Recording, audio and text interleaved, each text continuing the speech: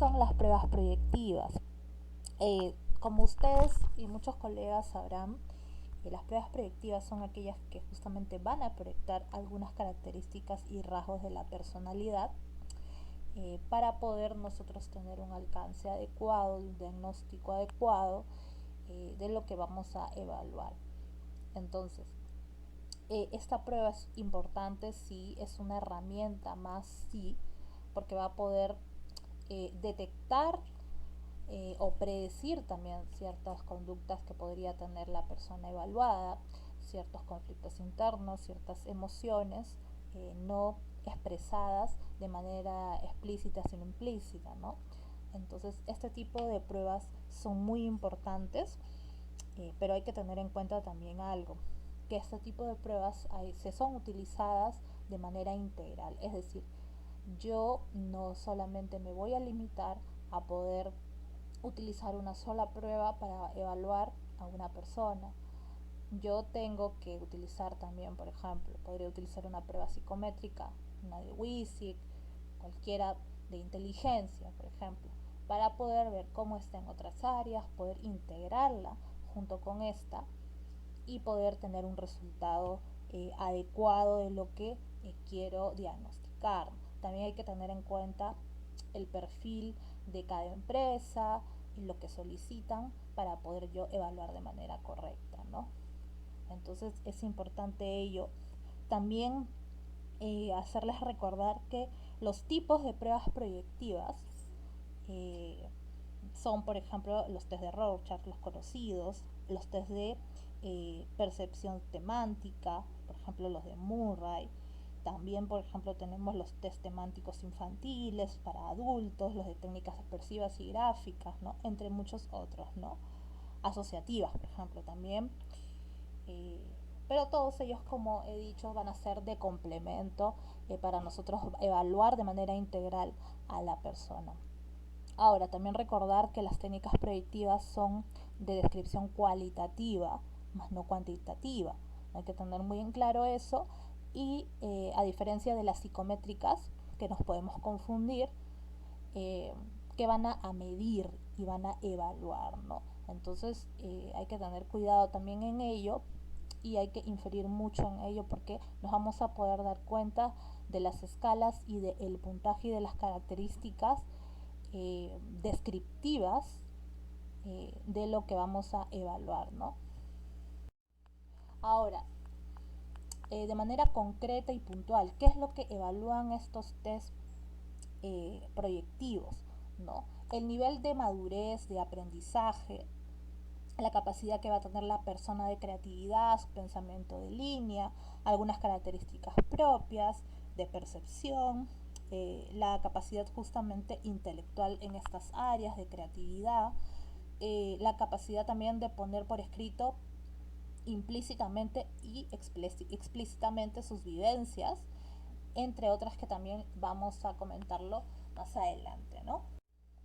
Ahora, la consigna más adecuada que por lo general yo recomiendo utilizar simplemente es la siguiente, ¿no? Dibuje una persona con arma o con el arma, ¿no?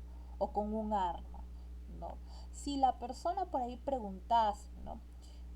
Dígame, ¿y cuántas armas? ¿Cuál podría dibujar? E incluso muchas personas también nos hacen preguntas a nosotros los profesionales en medio de una entrevista.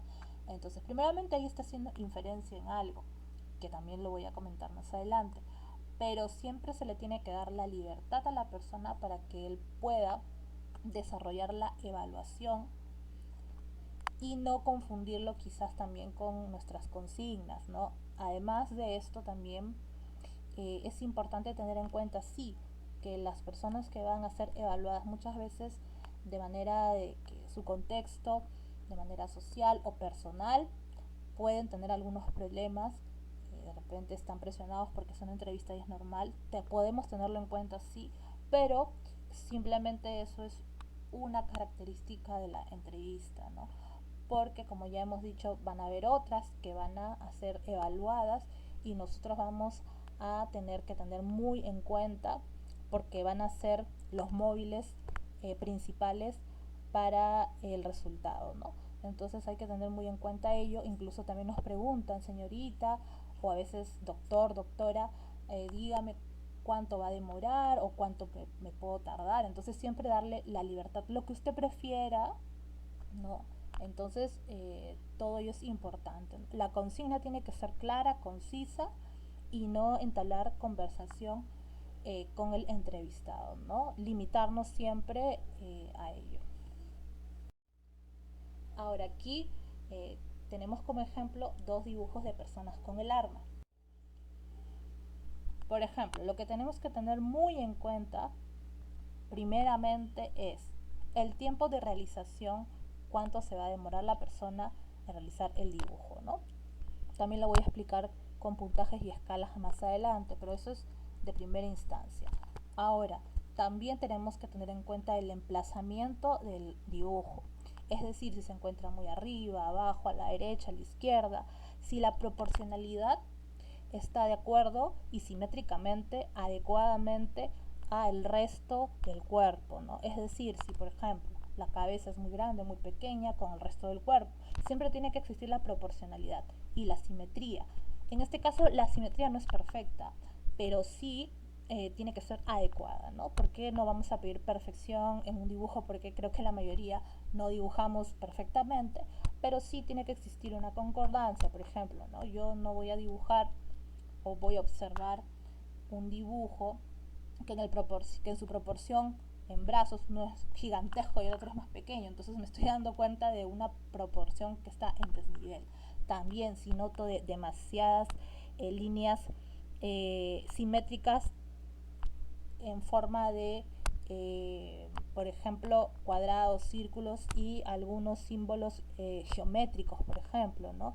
Entonces eso también me va a dar como respuesta un indicador. También la proporción de los hombros con el resto del cuerpo, la rigidez, el contexto en el que se encuentra el dibujo, si existen otros detalles, otros gráficos aparte, accesorios aparte, también por ejemplo la proporción entre el tórax y la parte inferior y viceversa, los dedos de las manos, si también la longitud y la parte horizontal con vertical van de acuerdo al suelo. Por ejemplo, podemos ver en el gráfico de la mano izquierda que el suelo está sobre la rodilla del dibujo, ¿no? Entonces eso también es una característica y un indicador. En cambio, por ejemplo, el otro podemos ver que no, que está sobre, o sea, es adecuado sí, pero también vemos un desnivel en el dibujo y también que existen rayas no continuas en él, ¿no? Entonces eso también es otro indicador. El remarque, la suavidad al realizar el dibujo, es decir, ¿no? La presión, claro. También podemos observar si es que existen rayas sobrepuestas, si el lado hacia donde va el dibujo, posición del arma, la característica en este caso también de los pies, ¿no? Si por ejemplo van hacia los dos costados, hacia el frente, hacia el lado izquierdo, hacia el lado derecho, eh, la expresión del dibujo en sí y algunas características como tatuajes, por ejemplo, lunares, el cabello, ¿no? Entonces, si por ejemplo el dibujo me está dando una expresión que me aterroriza, pues, ¿no? Porque veo que sus cejas de repente están muy desproporcionadas o proporcionadas de manera remarcada, incluso también el indicador más característico de tener en cuenta es cuando existen muchas partes puntiagudas porque refleja agresividad, ¿no? En el gráfico, en el dibujo, enseñando los dientes también. También hay que tener en cuenta si se encuentran todas las partes del cuerpo, ¿no? De repente por ahí ha hecho una oreja y la otra no. También hay que tener en cuenta los botones, el tipo de ropa, si es adecuada para su edad, el tipo de dibujo en sí, gráficamente, por ejemplo, una persona que generalmente tiene entre 20, 30 años o más no va a dibujar pues con palitos, ¿no? Eso también sería un indicador de inmadurez. Si el dibujo va hacia la izquierda es retroceso, o sea, hacia atrás, y hacia la derecha pues siempre va a ser hacia adelante, hacia el frente, confrontando. Y sin el arma, por ejemplo, falta de recursos, no comprendió la consigna, también puede ser un indicador, ¿no? Entonces son muchas características que también voy a explicarles con más detenimiento a continuación. Ahora, ¿qué evalúa? Primeramente, como yo lo había mencionado, el tiempo empleado, cuánto se demora en hacer el dibujo. Dos, el emplazamiento en la hoja. Si yo le doy la hoja de manera horizontal o vertical y él la cambia, es un indicador también. El nivel formal, es decir, en general, como lo había dicho también, cómo el dibujo está siendo expresado. Si va acorde a cómo uno está visualizando a la persona en ese momento, su edad, etcétera, ¿no? Es decir, la perspectiva, líneas base y transparencias. Detalles en la cabeza, brazos, tronco, piernas, rasgos faciales, ojos, orejas, boca, nariz y también el género. Ojo, en este caso del género hay que tenerlo muy en cuenta, hay que tener cuidado, colegas, porque tendemos a veces a confundir género con sexo, entonces no es lo mismo. Muchos ya sabemos que se identifican con otro género, pero son de diferente sexo.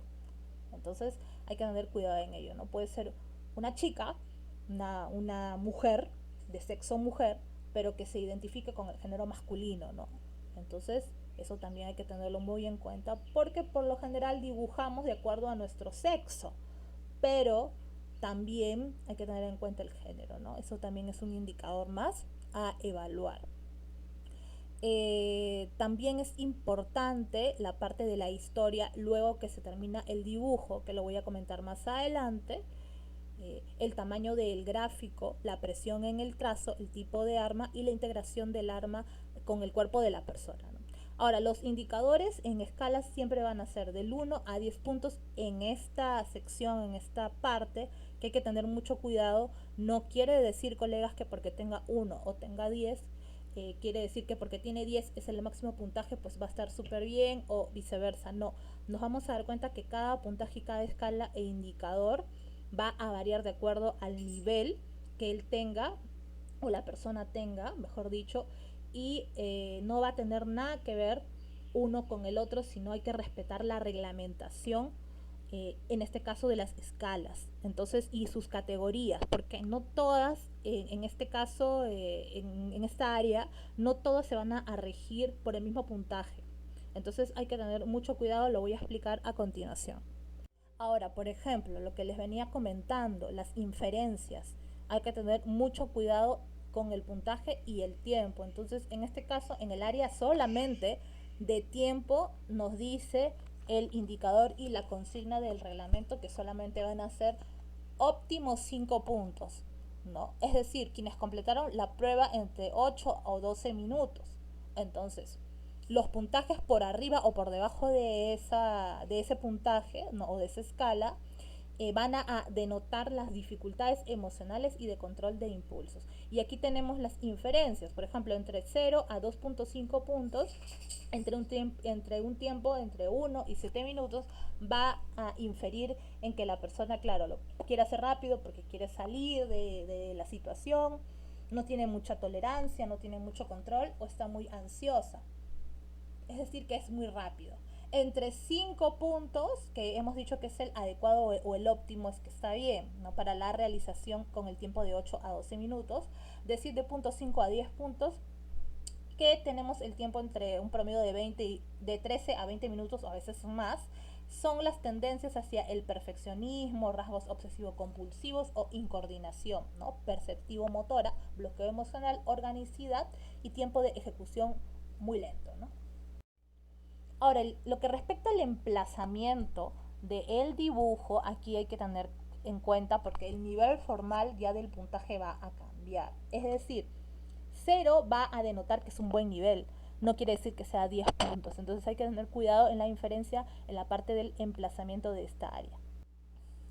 Ahora, con respecto a las inferencias, por ejemplo, de transparencias, de algunas características, por ejemplo, de manera física, bigotes, algunos accesorios, asimetrías demasiado eh, visibles, ¿no? Entonces ahí también voy a tener mi puntaje en escalas, el nivel de calidad y las inferencias que estoy mostrando, ¿no? Ahora, con respecto a, en base a la historia, cuando la persona termina de realizar su dibujo, se le pide que coloque su nombre y edad dentro de la historia, ¿no?, que va a realizar.